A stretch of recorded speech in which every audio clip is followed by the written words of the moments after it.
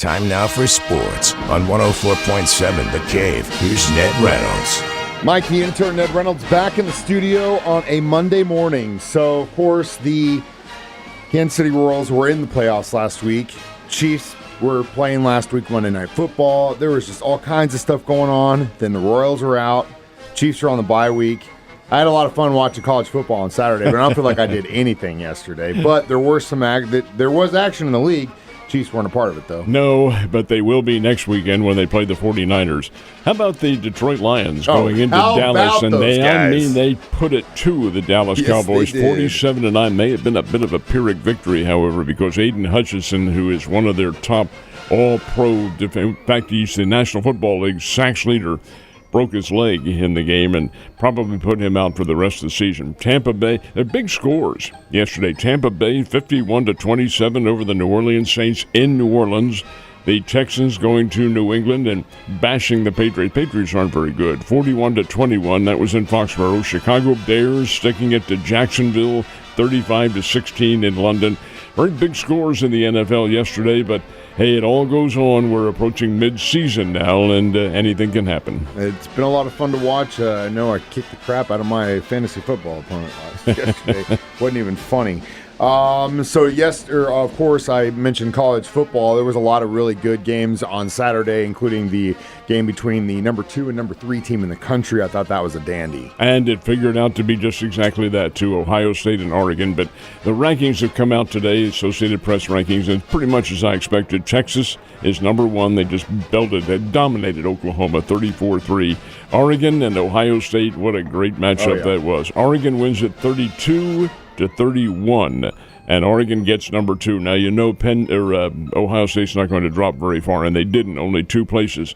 Penn State's number 3. They had a overtime victory over Southern Cal in Los Angeles, 33-30. Ohio State is number 4. Georgia 5, followed by Miami, and then the Alabama Crimson Tide, LSU, Iowa State, and Clemson is number 10. Missouri drops to 19th. They won big, the Tigers did, but it was Massachusetts they played and they expected to win big and did. UMass is still rebuilding.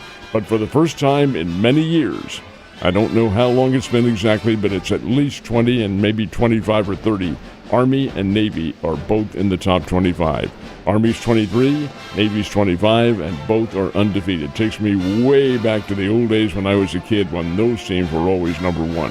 And we'll see what happens if that continues to hold until their annual game. Man, it'll be one hell of a banger. Also, big props to my K-State Wildcats sitting number 17. Had to come from behind to beat Colorado, but they did beat them. Oh, they did.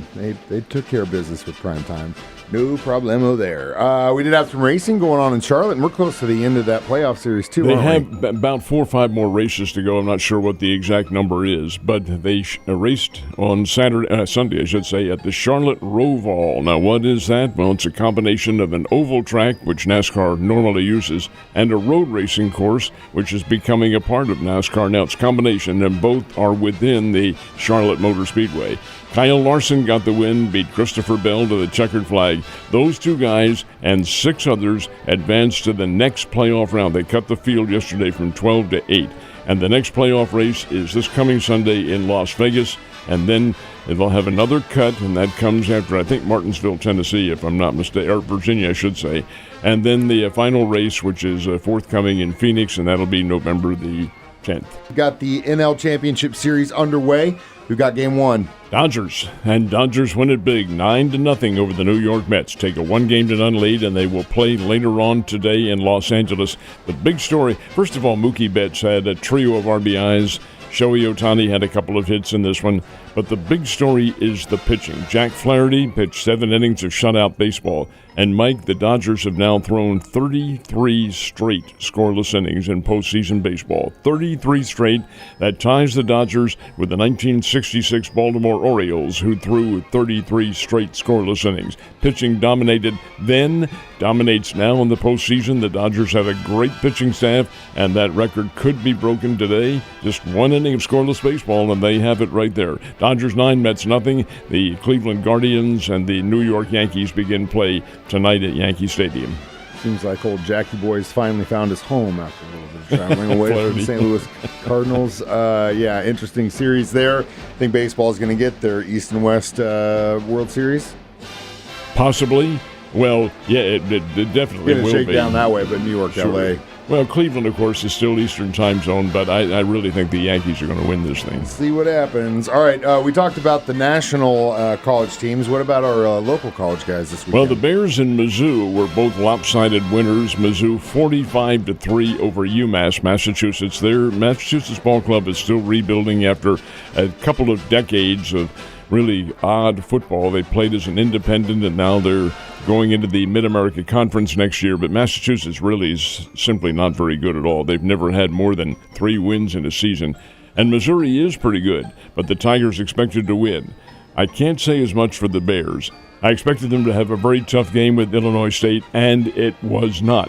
The Bears, right from the get-go, took a 14-0 lead in the first period. Their offense was overwhelming, 468 yards of offense, mostly passing, of course, and the Bears blasted Illinois State 41-7. Missouri State is a very good team, folks, very good.